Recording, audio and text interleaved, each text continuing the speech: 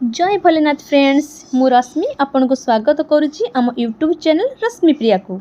आज मु आपन को नहीं जी बालेश्वर थिबा चांदीपुर सी बीच जहाँ को लोक माने इनविजिबल सी बीच कहती। यही सी बीच रे पानी केवल आफ्टरनून आसे आ सकाळ पुणी समुद्र भितर को चली जाए। समस्त तो एक कथा जानी बाकी मु टिके कहीदेली काले कहीं न जानी थे।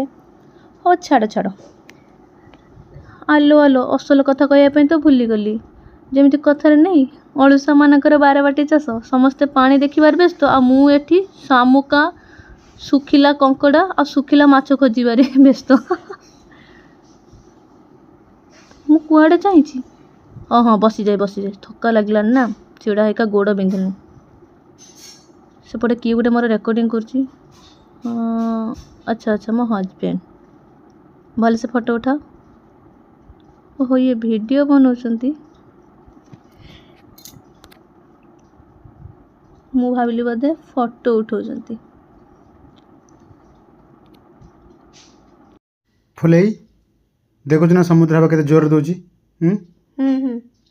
तुम बाल सजाड़न पवन रे तो उड़ी गलानी देखई रो रो मु टिके स्टाइल मार की फोटो टिके उठेबी भल देखा जीवी। तुम चुटुडा नष्ट होई जो जे एमती धीरे धीरे बुलिला परे। ओहो जमा नष्ट होई छि क्यों देखो सामने को देखो पानी केते जोर समुद्र रे आछी।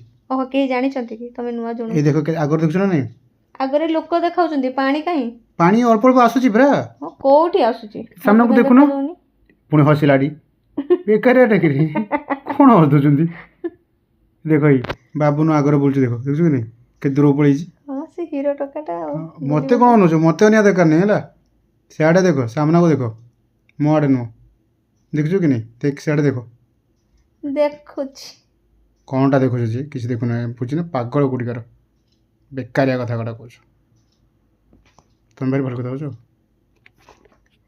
ये चले आगो को देखा कौन हो चिंता कर कौन कर ये बाट दे घर जा आउ ये रही पर नेक्स्ट वीडियो कथा है हाँ पुणी मिलवा नेक्स्ट वीडियो रे आज्ञा जाऊँ गड़े।